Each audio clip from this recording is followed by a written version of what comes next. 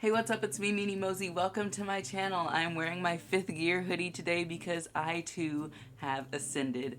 I am now fully caught up on One Piece.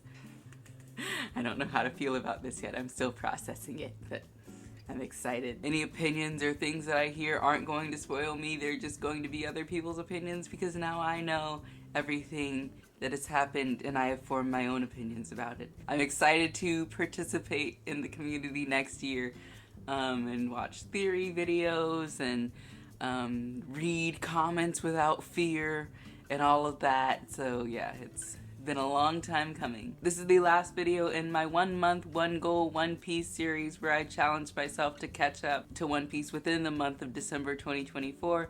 And this one's being released on New Year's Eve, so here we are. In this video, I'm covering chapters 1123 through 1134, which is basically all of Elbaf that we have so far. I have a few points that I'd like to address for some of the things that happened like right before we're getting into the plot of Elbaf, and then the 3 main things that I want to talk about in this video are Vivi, Loki, and Shanks. So let's get started with some points, some little things that I saw, some things that I think are worth noting of. 1, Kuma is showing signs of life. He had a little smile on his face. He had Bonnie sitting in his lap. Man, I'm so happy. Lilith said that she could bring him back too. I'm just so happy to hear that. That his tale wasn't a complete and utter tragedy. Yes, it's been sad, but now there's hope for the future for him, that he might be able to see the fruits of his labor and spend time with his daughter. Yeah, and Bonnie's happy too. Most of the time when we flash back to tragedies in One Piece, it's too late to do anything about it. He's going to be retransformed into maybe just a partial cyborg, or I don't know. I don't know how they're gonna do it, but they're gonna do it. Vegapunk is not even close to being dead, apparently, which is good for the plot. It's interesting. I want to see how they're gonna bring him back. If it's gonna be the Stella that's brought back. And I was a little bit confused because I thought his body was on the ship, and then they said they had him in that case. I don't know if it's some type of like cryo freeze or some gel or something. I don't know. But they're gonna bring him back somehow. Lilith is going to rebuild Egghead or the Labo phase or whatever on Elbaf with their permission. I'm assuming that she'll get it. And then it'll be a situation where the pirates have a Vegapunk and the world government has a Vegapunk, so it'll even it out. I'm wondering, since York was the one who handled all of the physical needs of Vegapunk, how that's gonna work out with Lilith, if she's going to have to eat for herself or figure that out, or I don't know, maybe. I don't even know if they'll even address that. Maybe it'll be like in an SBS or something like that. Kizaru is showing remorse for his actions, or at least like giving himself a moment of silence for Vegapunk because he was a dear friend to him. And I was kind of thinking that during the whole entire Egghead arc. It's like, Kizaru, you were right there with them. You were right there with Kuma and Bonnie and Vegapunk, and like now you're just attacking them.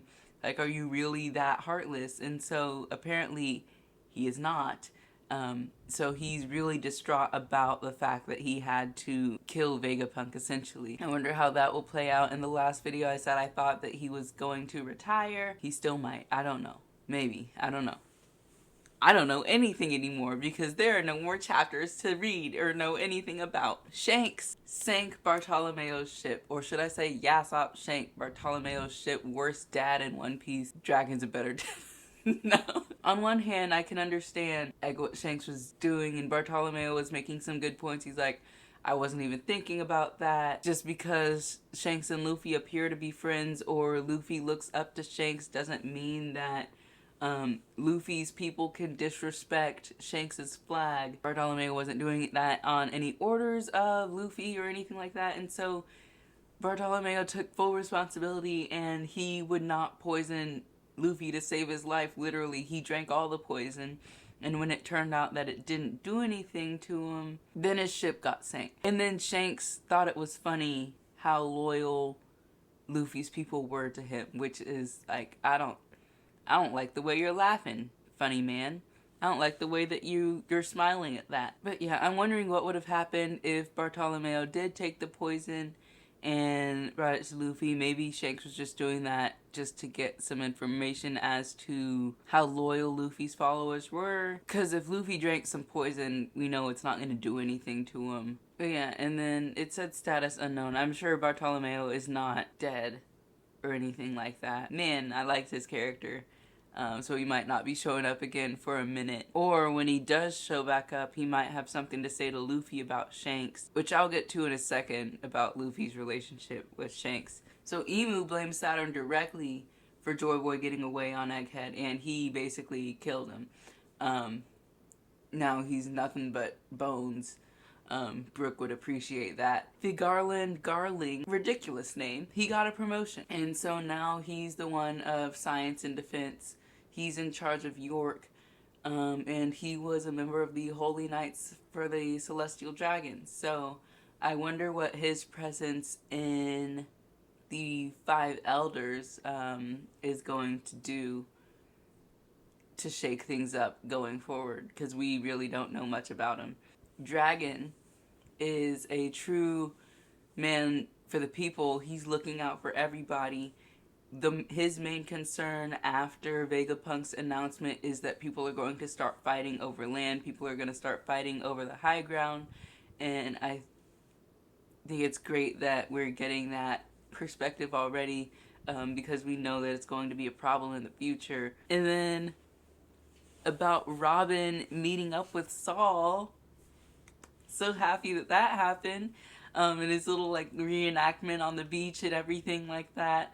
I just thought it was so lovely how the crew was there like, we're definitely going with you. And then it like panned to them and they were all like turned around crying at the moment too. And it was just like, man, I'm so happy that he's still alive and they got to be reunited and all of that. And Robin's story has come full circle now. So, I'm glad that that was able to happen. The reason why Saul was still alive sounded legit, like the fire froze, or the fire thawed out the ice and he like rolled into the sea or whatever.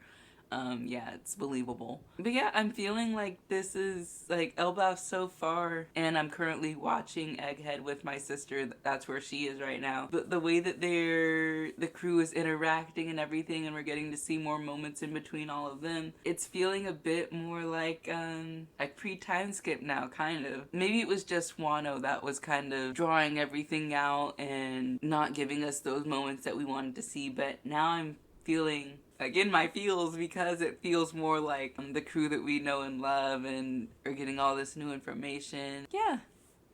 And Elbaf doesn't feel like an arc that we've had so far before, except I guess that's just because I'm just waiting for the other shoe to fall. Like, there's no obvious dilemma right now. Elbaf is actually in a state of peace.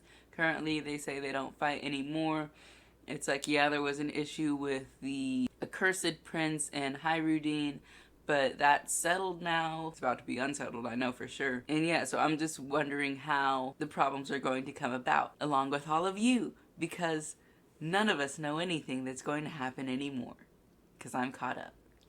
Yeah, okay, so now we're getting into the main things. I want to talk about Vivi, I want to talk about Loki, and I want to talk about Shanks. The first thing is Vivi. So initially the crew got split up. Ironically enough, the original 5 who were there on Alabasta... Wait, Luffy, Zoro, Sanji...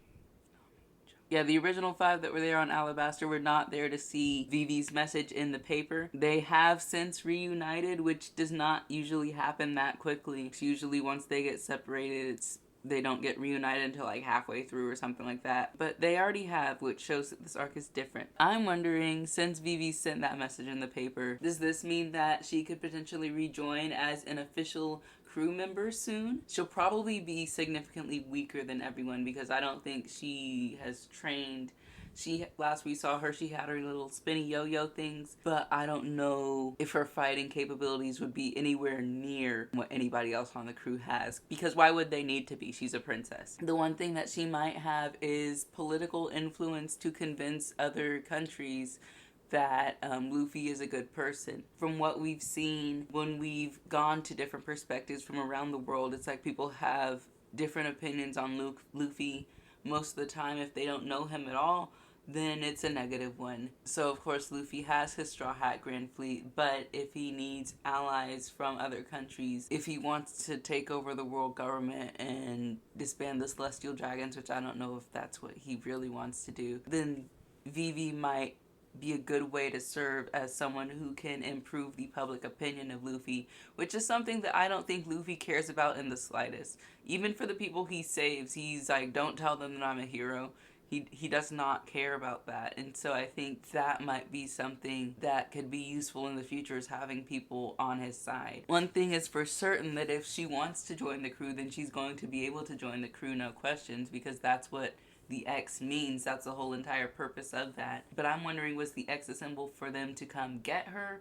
Or was it a symbol saying that she's okay? Or was it a symbol saying, this is where I am, I'm with the Morgans and the News Coups and all of that? I don't know. Conveniently, no one who understands that message was present to see it, so I'm wondering how long that's going to take. It's probably not going to be addressed until the end of Elbaf, when they're like, oh yeah, they drew a weird thing on your hand in the newspaper a while back. Because Luffy doesn't read the newspaper, so it's really only going to be up to Robin to tell him. Or Nami will find the newspaper, or someone competent will find the newspaper and address Vivi's message somehow. The last thing on Vivi is, it's going to be really funny seeing her reunite with Robin, given that Robin was deeply involved in the taking over of her country, and now like she switched sides. Vivi has to know that Robin is with the Straw Hat crew now, but I think it'll just be funny seeing them interact, because the last time Robin saw Vivi, she kind of punched her in the stomach somehow. Okay, so the next thing is Loki.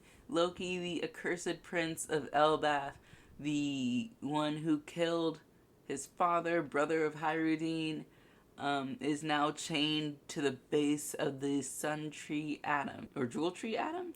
I'll check that later and put it like right here or something. Loki's going to get released in this arc. That's just... it's Chekhov's gun. It's gonna happen. I don't know how, I don't know when, but it's gonna happen. And so the one guy was saying, when Loki is released, the world would be brought to ruin. I wonder if he was saying that as a prophecy, or if he was just being pessimistic or something like that. Loki called himself the sun god, which, going back to my last video, I was kind of thinking like, okay, Luffy isn't Joy Boy.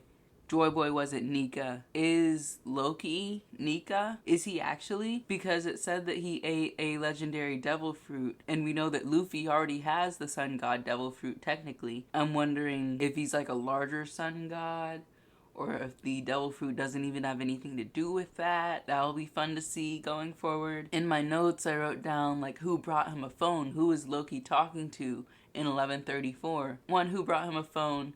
2, who picked it up and answered it for him. I'm thinking it might have been those like little stinking rag people. Loki does not remember people's names, as you can see how we called Luffy, so Shaggy could literally be anyone. He said Shaggy, I was thinking Jaggy. It's not gonna be that, because Kid is like gone now basically. What we do know about the person that he was on the phone with is that, 1, they're almost as bored as Loki. They're like isolated as well, potentially imprisoned also. They went through a traumatic experience recently that admittedly still scares them. So it's important to note that they admitted that, because there are a lot of arrogant people in One Piece. However, if they're treating Loki like a confidant, maybe they could be arrogant in public and still want to admit that to him only. Maybe they're letting their walls down around Loki. They're less vicious than Loki, and they balk at the idea of raising an entire place and killing everybody around them. So it's like essentially like a kinder person, someone who might be more weak-willed, or not necessarily weak-willed, but someone who's not like entirely bloodthirsty like a lot of people are in One Piece. Because there are a lot of people who would not hesitate to kill a whole bunch of people. And I think Kobe might be... It's not Kobe. Why would it be Kobe? It's either someone that we already know, or it's going to be a new person. Which is obvious, but yeah. Okay, whatever. And then it seemed like Loki made a promise to Luffy, and gave him some information about Shanks. So that's something that we've never seen, is Luffy keeping secrets about something. I imagine he'd be terrible about it, and that it's going to be out pretty soon. He said, don't tell anybody you talk to me, don't tell anybody about our little promise. I think that's gonna get out very quickly, because Luffy probably sucks at keeping secrets and promises. Well, if it's a promise, that's different, but if it's a secret, that's something else. I don't know. Loki did not feed Luffy or give him any food, so really Luffy has no reason to be loyal to him. So who knows what's gonna happen with that. And then the last thing is Shanks showed up in a 5 elders lightning circle with someone who looked an awfully lot like Cavendish, if I do say so myself. No sir. No sir. And I'm wondering what he's doing going back to Elbaf, because he was literally just there where he defeated Kid. I'm wondering, is he going to end up fighting Luffy soon? I don't know why he would start anything here. He seemed to be in a cloak. He seemed to be under covert operations. So I don't think he plans to run into Luffy. If a fight does break out, is it going to be something like the Giant Pirates versus the New Giant Pirates or something like that? I honestly don't know what's going to happen. Luffy is still he still admires Shanks a lot, because once Loki said that Shanks was a coward, Luffy went immediately Gear 4 and said, like, don't joke about that.